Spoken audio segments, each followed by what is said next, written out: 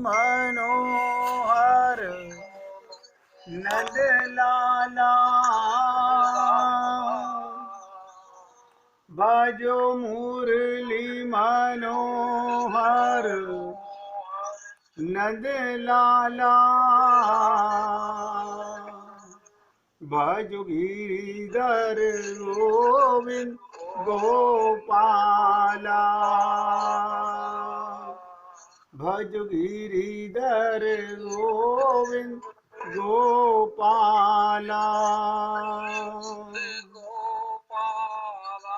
भजो मुरली मनोहर नंद लाला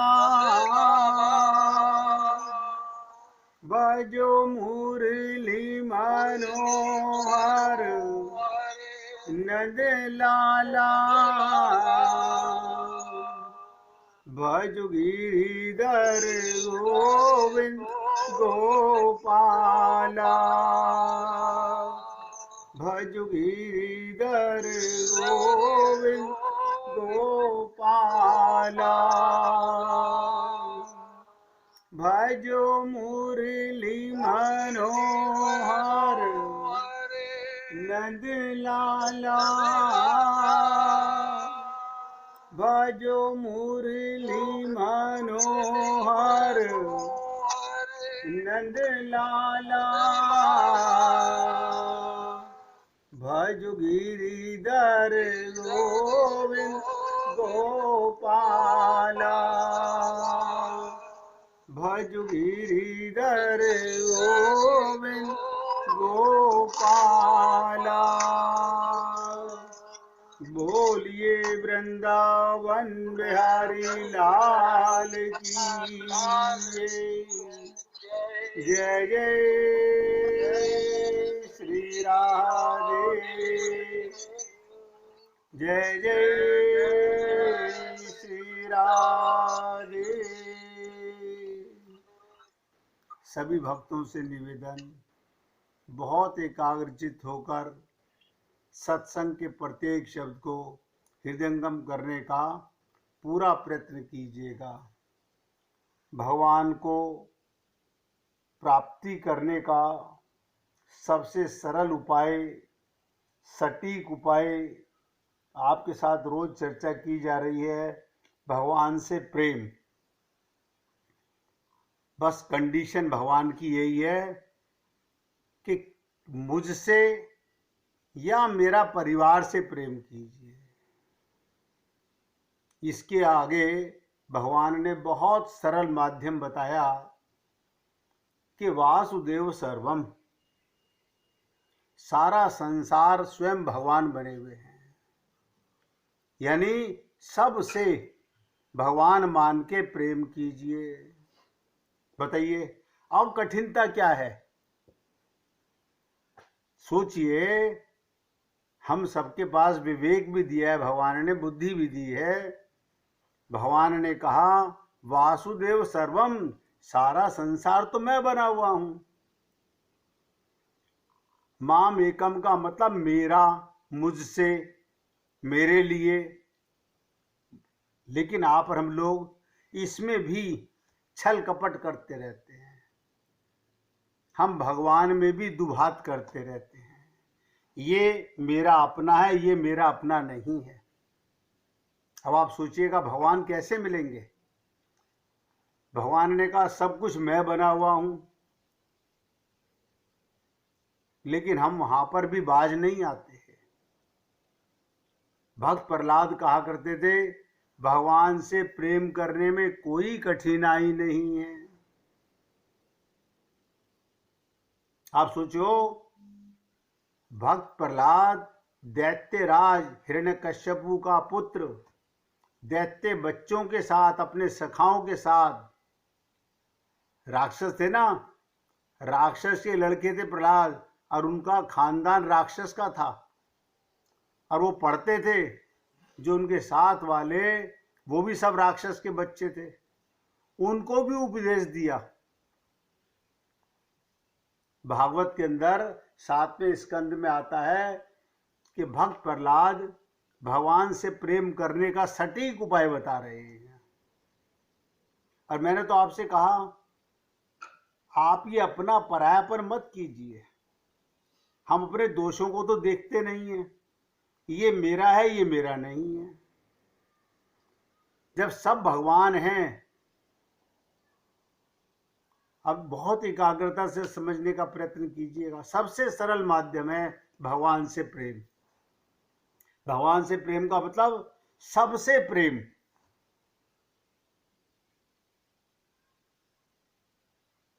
किसी ने हमसे पूछा था कि गीता में तो भगवान कह रहे हैं माम एकम शरणम ब्रज। मैंने कहा बिल्कुल सत्य कहते हैं। भगवान ने कहा केवल मुझसे। मुझसे का मतलब क्या? सारा संसार मैं ही बना हुआ हूं। लेकिन हम ऐसा नहीं कर रहे। हम कहीं ना कहीं अपनी बुद्धि का उपयोग करते रहते हैं। ये उपयोग नहीं है, यही दुरुपयोग है। देखिए, यहां पर भक्त प्रहलाद भागवत के माध्यम से हम सब लोगों को, हम सब जीवों के कल्याण के लिए बता रहे हैं, अरे क्या कठिनाई है भगवान की उपासना में। ना कोई कर्म धर्म बता रहे हैं, ना कोई योग है, ना कोई यज्ञ है, ना कोई व्रत है, ना कोई उपवास है, ना कोई ज्ञान है। अब बताइएगा, भगवान के प्रेम करने के लिए ना कोई धर्म है, ना कोई योग है, ना कोई यज्ञ है, ना कोई व्रत है, ना उपवास है, ना कोई ज्ञान है। क्या मतलब? वहां ना तो अष्टांग योग है, ना यम नियम आसन प्रत्याहार प्राणायाम धारणा ध्यान समाधि, इसकी बीमारी भी नहीं है।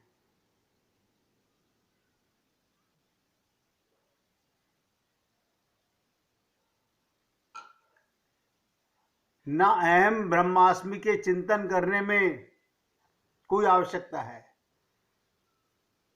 तो बोले क्या, कैसे प्रेम करें? अब सब समझिएगा, मैं एग्जाम्पल दे रहा हूं। जैसे अपने माँ बेटे से, पति से संसार में कोई प्यार करता है, अपना माँ, अपना बेटा, अपना पिता, अपना पति से संसार में कोई प्रेम करता है तो नेचुरल करता है। उसमें दिखावा करते हैं क्या? आप घर में, परिवार में जिनसे प्रेम करते हो उनसे लड़ते भी हो, उनसे झगड़ते भी हो, उनसे मनमुटाव भी रखते हो, यही तो प्रेम है। भगवान कहते हैं यही मुझसे चाहिए। लेकिन उसके अंदर हम अंतर क्या करते हैं? अपने और पराये में अंतर करते हैं। अब ध्यान से सुनिएगा, यहां पर मां बाप बेटे, स्त्री पति से प्यार करने में तो चूंकि अल्पज्ञ हैं, इसलिए थोड़ा प्यार और थोड़ी एक्टिंग करते हैं। थोड़ा प्यार और थोड़ी एक्टिंग करते हैं। लेकिन भगवान के प्रेम में कोई छल कपट ने एक्टिंग की जरूरत नहीं है। थोड़ा तो प्यार किया और बाकी एक्टिंग, ज्यादा प्यार कम, तो ये तो फिर फितरत 400 बीसी की हो गई। हम संसार में 400 बीसी करते हैं। तो क्या कहते हैं भगवान? निष्कपट हृदय से।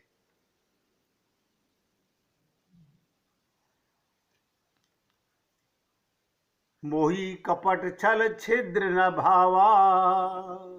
रामचरितमानस में कितना सुंदर निवेदन किया गया कि मोही छल कपट छिद्र न भावा।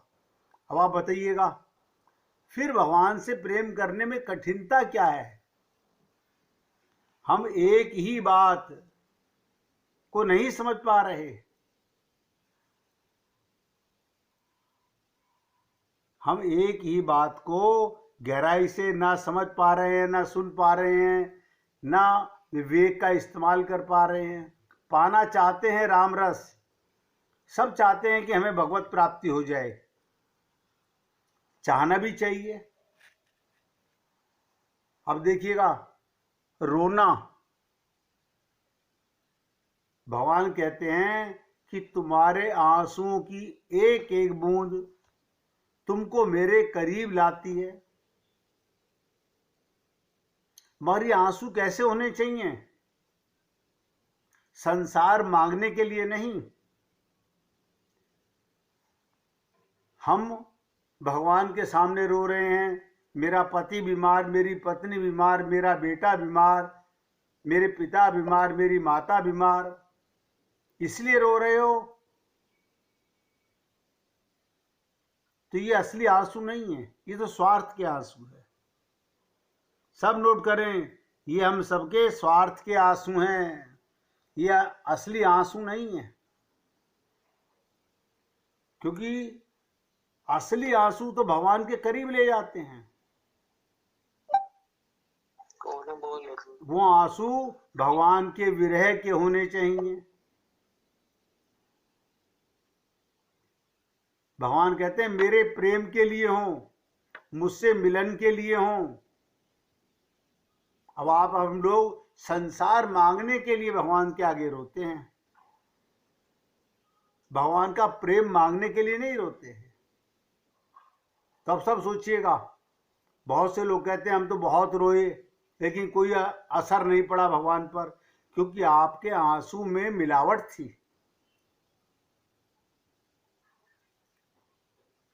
अब भगवान क्या कहते हैं, ध्यान से सुनो। संसार और संसारी के लिए रोने से मना करते हैं, यानी माया के लिए रोने से मना करते हैं। आप आत्मा मान के अपने माता के लिए रोइए, परमात्मा का स्वरूप मान के रोइए, ये भगवान के लिए रोना है। लेकिन हम ऐसा नहीं मानते।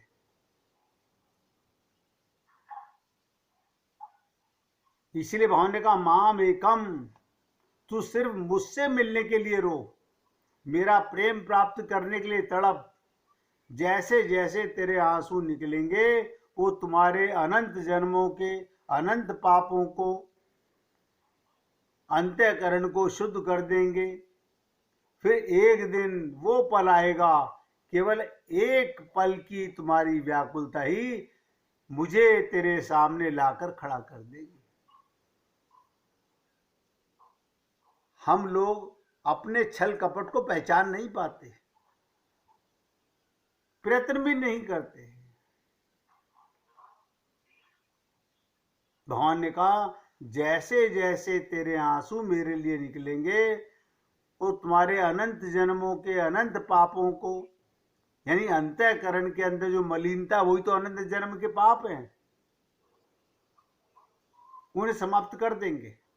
फिर एक दिन वो पल आएगा कि एक ही पल की तुम्हारी व्याकुलता, एक पल भी भगवान इंतजार नहीं कर सकते, मुझे तेरे सामने लाकर खड़ा कर देंगे और मैं तुम्हारे हर आंसुओं का हिसाब रखता हूं। इसका असर बहुत होता है मुझ पर। तुम्हारे एक भी आंसू जो तुमने मेरे लिए बहाए हों और बहा रहे हो, जाहिर नहीं जाने वाले। भगवान कहते हैं मेरे प्यारो, पर ये आंसू सिर्फ मेरे लिए हों, मेरे जन के लिए हों। अब ध्यान से सुनिएगा, मेरे का मतलब मैं और मेरे, भगवान और भगवान का परिवार। भगवान का परिवार माने सब आत्मा। लेकिन हम लोग शरीर से संबंध मान के रोते हैं। ये हमारी त्रुटि है, हम क्या करें। हमारी सबकी ये त्रुटि है कि हम शरीर मानकर के रोते हैं, शरीर के सुख के लिए रोते हैं, भगवान देखते भी नहीं।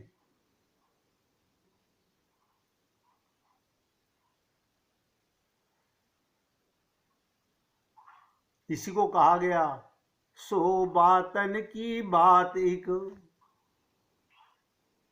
सो बातन की बात एक, धरु मुरलीधर ध्यान, बड़बऊ सेवा वासना, ये सो ज्ञानन ज्ञान।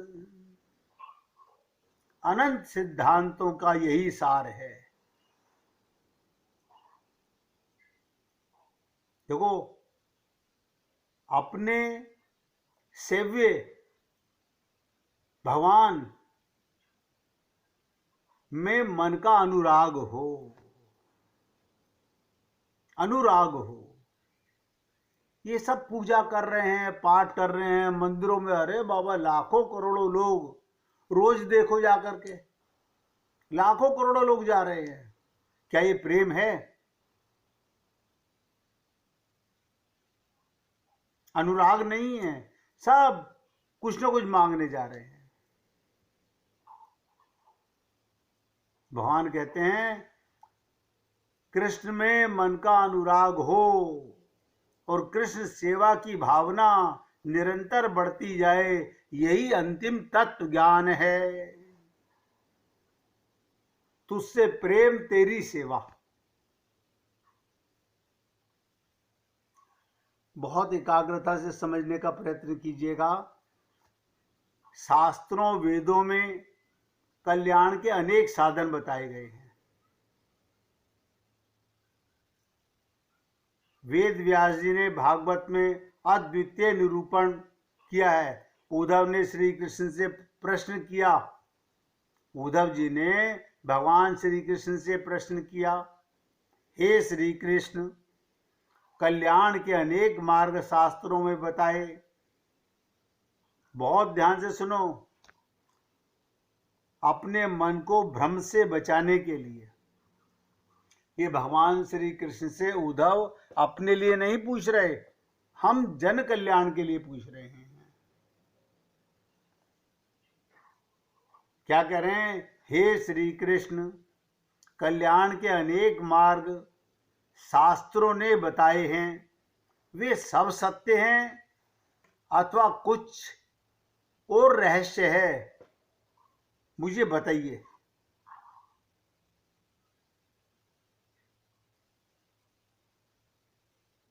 भगवान श्री कृष्ण ने उद्धव की इस बात का बहुत विस्तार से चर्चा की और रास्ता बताया। अब भगवान कह रहे हैं, लेकिन वहां पर भी हम लोग बुद्धि लगाते हैं। हमारा कल्याण हो तो हो कैसे? बुद्धि शरणागत नहीं करते, हर जगह लगाने की आदत है। भगवान की वाणी पर भी लगाते हैं, गुरु की वाणी पर भी लगाते हैं। अब मैं आपको पहले बताने से पहले बोल रहा हूं, बुद्धू लगा करके सुनोगे तो बुद्धू ही रह जाओगे, कभी भगवान की कृपा के पात्र नहीं बन पाओगे। क्या कह रहे हैं भगवान? भगवान श्री कृष्ण ने कहा, मैंने अपनी, ध्यान से सुनिएगा, मैंने अपनी अनादि दिव्य वेद वाणी में तो केवल अपनी प्राप्ति का ही साधन बताया है, किंतु पाठकों ने भिन्न भिन्न रुचि, भिन्न भिन्न संस्कार आदि के कारण उस वेद वाणी के अनेक विस्तृत अर्थ कर डाले। वेद में भगवान ने कहा मेरे से, लेकिन वक्ताओं ने, पाठकों ने उसके अनेक अनर्थ कर डाले। क्या मतलब? ध्यान से सुनिएगा। कुछ अर्थ पाखंडी स्वार्थी तत्वों ने भी किए, अनेक मार्ग प्रचलित हो गए। कुछ लोग धर्म को साधन बताते हैं, कुछ लोग यश को ही लक्ष्य बताते हैं, कुछ लोग इच्छा पूर्ति को ही उद्देश्य बताते हैं, कुछ लोग सत्य को, कुछ लोग मन के निग्रह को, कुछ लोग इंद्रिय के निग्रह को, कुछ लोग यज्ञ को, कुछ लोग तप को, कुछ लोग दान को, कुछ लोग व्रत को, कुछ लोग यम नियम के श्रेय सिद्ध करते हैं। किंतु अब ध्यान से सुनिएगा, यानी जितने भी नियम संसार में लोगों ने बताए, भगवान श्री कृष्ण कह रहे हैं सभी साधनों से माया निवृत्ति, क्या कह रहे हैं? सभी साधनों से माया निवृत्ति परमानंद प्राप्ति का लक्ष्य हल नहीं हो सकता। बताइए भगवान श्री कृष्ण कह रहे हैं, लेकिन हम सोचते नहीं कुछ और हमें रास्ता मिल जाए। यानी भगवान की वाणी को भी हम लोग ना श्रवण करना चाहते हैं, ना समझना चाहते हैं, ना जीवन में उतारना चाहते हैं।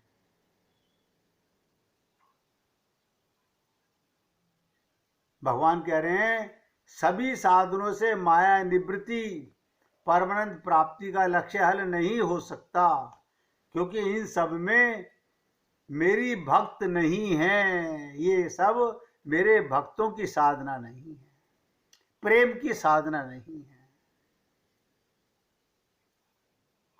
और क्या कहा, हे उद्धव, ये सब धर्मादिकों का फल केवल स्वर्ग है, और वो नश्वर है, माइक है, क्षणिक है। अब बताइए, फिर भी हम नहीं, हम पंडित जी ने कहा था हम तो यज्ञ तो कराएंगे ही, हम ये तो काम करेंगे, हम दान तो करेंगे ही। किस लिए कर रहे हो? सेवा करो ना, दान क्या कर रहे हो? भगवान का धन है, भगवान के जनों को बांट रहे हैं, लेकिन हम स्वार्थ के लिए बांट रहे हैं। भगवान आपके हृदय के एक एक क्षण के भाव को जानते हैं कि कहां आप छल कपट करते हो। जब स्वर्ग का सम्राट इंद्र भी मायाबद्ध है, नोट करो, स्वर्ग सम्राट इंद्र भी मायाबद्ध है, तो वहां जाने वालों का क्या हाल होगा? स्वर्ग में भी काम, क्रोध, लोभ, मोह आदि का आधिपत्य है।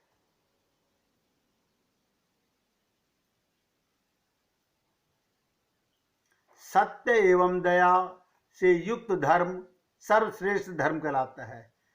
जिसमें सत्य और दया हो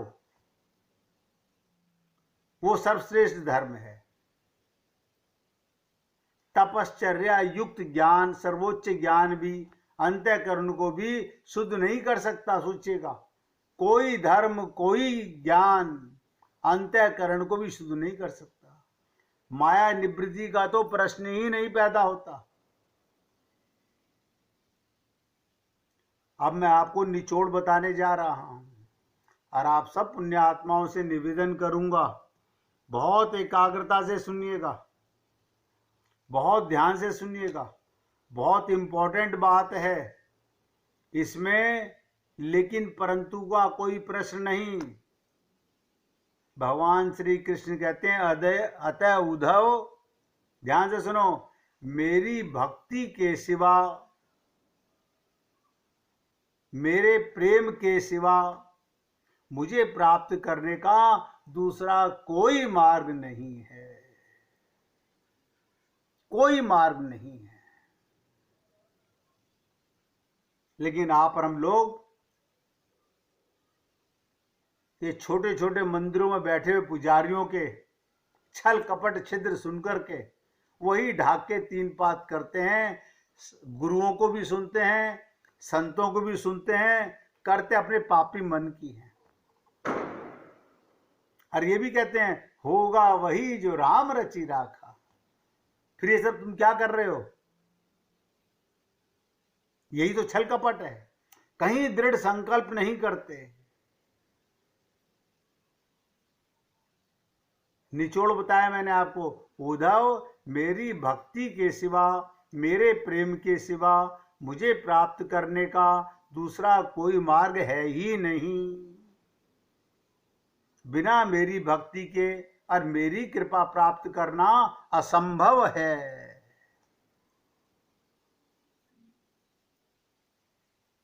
और बिना मेरी कृपा के, मेरी माया से कोई उत्तीर्ण नहीं हो सकता। ब्रह्मा जी ने भी ये कहा। क्या कहा ब्रह्मा जी ने? उनकी भी सुन लीजिएगा। अब आप बताइए, मैं भगवान श्री कृष्ण की बता रहा हूं, उस पर भी हम लोग क्या कहेंगे? नहीं, हमारे पंडित जी तो ये कह रहे थे, हमारे माँ तो ये कह रहे थे। मतलब अपने बुद्धि की बात को आगे लाके मानेंगे ही। हमारी सास ये कह रही थी, हमारी माँ ये कह रही थी। जब निचोड़ तुमको भगवान का बताया जा रहा है, फिर भी हम मानने को तैयार नहीं है। कहीं ना कहीं अपने मन की मूर्खता को हम सामने लाकर भक्ति को एक तरफ करके छल कपट सिद्ध करते रहेंगे, और इससे कल्याण ना तो किसी का हुआ है और ना ही कभी होगा। अब ब्रह्मा जी क्या कहते हैं वो जानने से पहले एक बार महामंत्र का जाप कीजिए। हरे कृष्ण